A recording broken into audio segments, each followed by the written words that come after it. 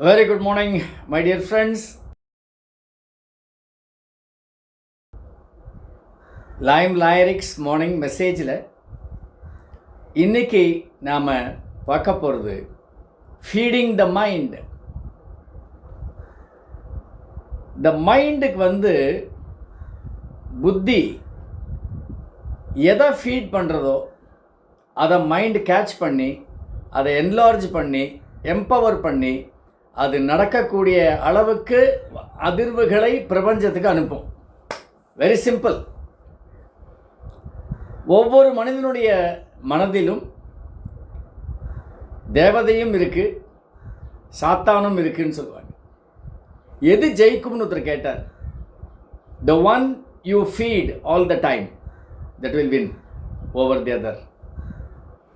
Because மைண்டுக்கு நாம் என்ன ஃபீடு பண்ணுறோமோ அந்த ஃபீடிங்க்கு ஏற்ற மாதிரி it catches and gains power. அதனால் ரொம்ப கேர்ஃபுல்லாக இருக்கணும். அதுக்கு தான் நிறைய பேர் நான் சொல்லுவேன், ஒரு மருத்துவர் இல்லையா, ஒரு டாக்டர் ஒரு பேஷண்ட்டாக உள்ளே அனுப்ப சொல்லுவார்.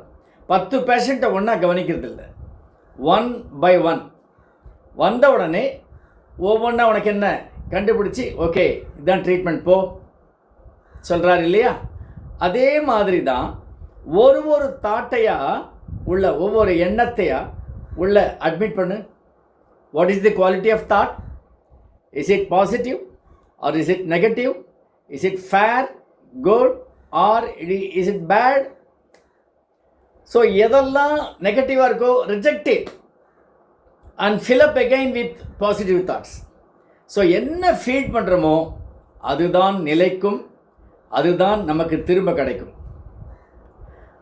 If money and possessions are treated as most important than people, then good things in life, in your mind ஆட்டோமேட்டிக்காக அது என்ன பண்ணும், அந்த வகையான உணர்வுகளை ஜெனரேட் பண்ணும்.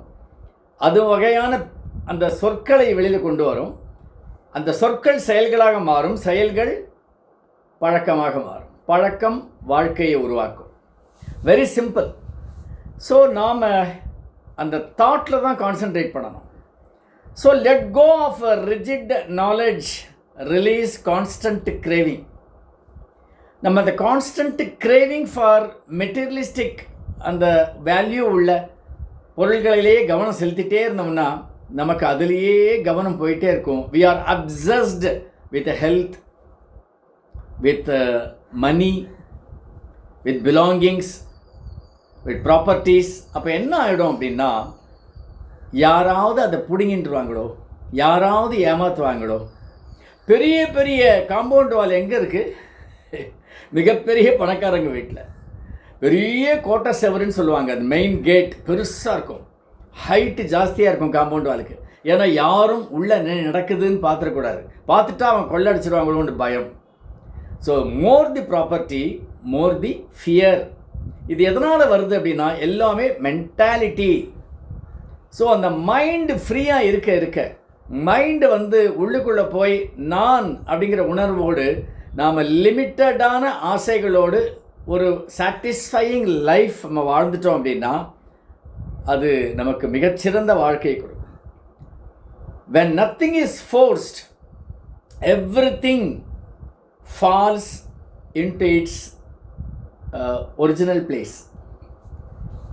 இதான் லா, நேச்சுரல் லா. என்னன்னா, when you desire nothing, you deserve everything.